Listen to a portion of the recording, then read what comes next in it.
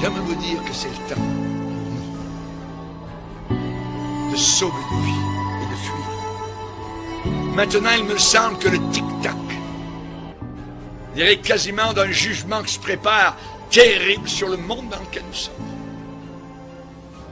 Et c'est le temps maintenant de fuir ce monde, se tourner radicalement vers le Seigneur, de retrouver notre premier amour envers le Seigneur Jésus-Christ. Tu viens devant le Seigneur, à l'autel, et qu'il y a quelques réticences contre ton frère. Va d'abord. Tu viendras me demander pardon après, mon fils. Tu viendras après vers moi. Va d'abord vers ton frère. Arrange-toi avec lui. C'est la seule fois où Jésus accepte de prendre la deuxième place. C'est pas la peine de lui demander pardon si tu n'es pas en paix avec ton frère. Si tu n'es pas vrai avec ton frère. Si tu triches avec ton frère. Si tu n'es pas sincère avec ton frère. Si tu as de la haine contre ton frère. Jésus dit, moi, c'est pas la peine que tu viennes, je te reçois pas. Va d'abord te réconcilier. Et ensuite, tu viendras me voir à moi.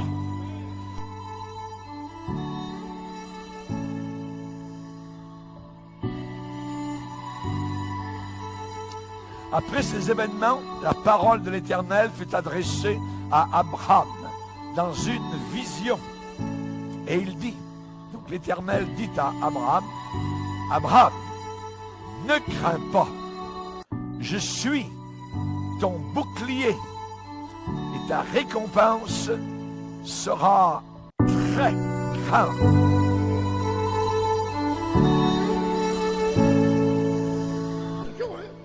Qu'est-ce qu'il faut faire, Seigneur? Le faire passer dans la direction, bien sûr. Donc tu le pardonneras 7 fois, 77 fois 7 fois, par jour. Ah bon, Seigneur, il n'y a pas de direction, là. Il n'y a pas de sanction pour lui. Non, si t'as insulté, si t'as juré, si t'as bafoué, si t'as fait un œil bleu, ben tu le pardonnes 7 fois, 77 fois 7 fois. Ah bon? Ah bon, ça c'est la règle. Mais si quelqu'un a péché, Matthieu, différemment, et qui est un problème pour l'Assemblée, pour l'Église, un scandale de cassure, de division, de zizanie. Que faut-il faire? Jésus ne dit pas, vous pardonnez cette fois, il a dit, il faut le reprendre là. Va et reprends-le. Ça va pas, mon frère.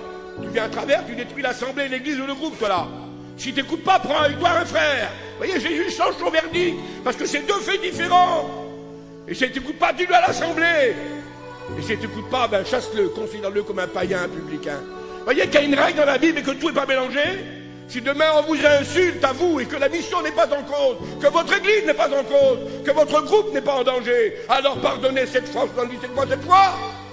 Mais si demain votre église est détruite, votre mission est détruite, alors vous faites la règle de Jésus-Christ.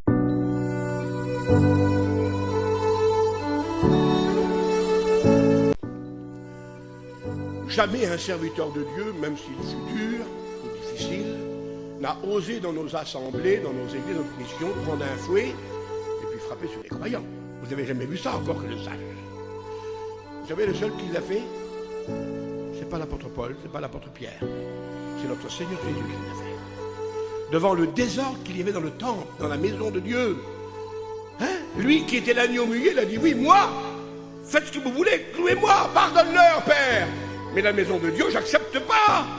J'accepte pas le compromis, le désordre, la zizanie dans la maison de mon Père.